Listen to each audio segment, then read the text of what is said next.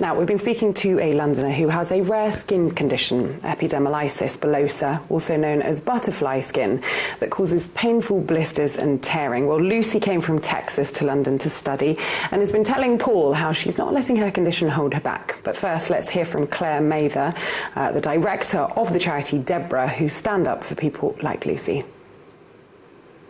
Epidermolysis bullosa, which we often shorten to EB, because it's so much easier to say, is the name for a group of really painful genetic skin conditions that cause the skin to be very fragile, tear, or even blister at the slightest touch. And that's why we often refer to it as the butterfly skin condition, because the skin is so fragile, just like a butterfly's wing.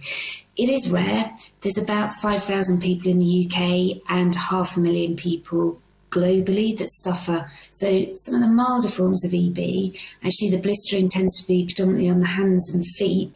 So the more severe types of EB, where actually 50-60% of your skin might be missing with because it's constantly wounding, healing, you might have to have bandages over a large percentage of your body. It can blister your eyes, your throat can blister, so it affects your internal organs. And actually can even lead to quite aggressive skin cancers.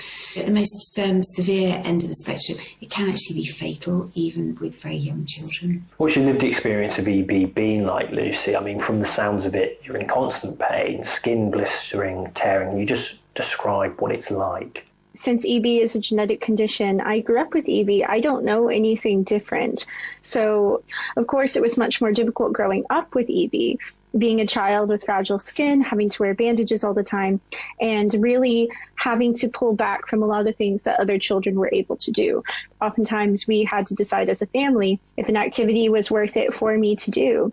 If the social benefit of me doing the activity outweighed the fear of pain and getting hurt, then I did it. And I never grew up thinking I was different or less than because of that. Lucy, how do you currently cope with the condition? I mean, how do you manage the pain? And how often then do you have to go to the hospital or to specialist treatment centres if bigger problems do occur? Right. So I began having surgery for my EB whenever I was about 12. It's presented in tightening of the scar tissue in my throat. EB is not just a skin condition. It affects every internal surface as well, including my throat, eyes, mouth. In fact, I even woke up this morning with a blister on my eye, and I was a little bit worried I wouldn't be able to put it together to do this. So my daily treatment, it really depends on how many wounds I have at any given time. Even though I am able to do what I want to do, I still have to consider my body every single day. Before any of my friends wake up and start their day, I'm already doing wound care. I have had about a dozen surgeries on my throat, and I do have scheduled surgeries for my hands because this condition is degenerative. It gets worse and not better. Claire, can you just tell me a bit more about DEBRA, what work the charity does to help people with EB, and then I suppose what needs to happen next in terms of what needs to be funded to help those who are suffering? DEBRA UK is the national charity that supports people living with any type of EB across the whole of the UK. And we support the person with EB, but also their family as well. There are currently no effective treatments or cures for EB. So DEBRA's support for the EB community is actually twofold at the moment.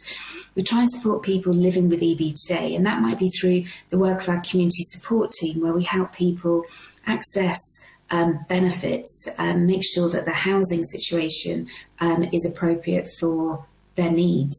And our aim for 2023 is actually to raise £5 million so that we can look at some drug repurposing initiatives.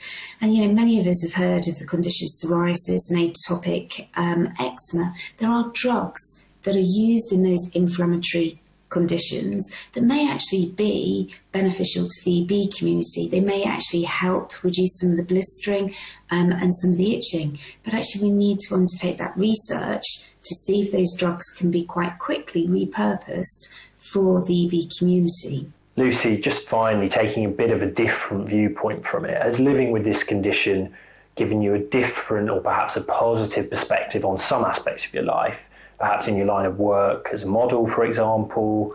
I mean, maybe has it opened some different doors for you? I wouldn't be who I am if I did not have EB, quite frankly. I really quickly had to grow up as a child because I was dealing with things that no child should have to deal with. I was very aware of my condition and what it meant for me growing up and moving forward. You would be surprised at how quickly a child can get bored of watching cartoons all day, every day. So I really quickly figured out the power of my mind and how much powerful my mind was than my body. And I also understood that my body is a part of me, but it does not define me. And once I understood that, I felt so much more empowered because I knew that I could be defined by other things besides my scars and my condition. But as a model, I think I have had just such an immense privilege of being able to share my story with so many outlets such as Vogue and the BBC. Because whenever I was born in 1998, my mom could not Google or look up anything about EB without seeing just horrible, horrible things. And she was told that I would be doomed to a life of pain and suffering and misery with no happiness or joy. And so now that I have had the immense honor of sharing my story, people can Google it and see something happy. They can Google it and know that their child can have a fulfilling life, not despite their EB, but with it.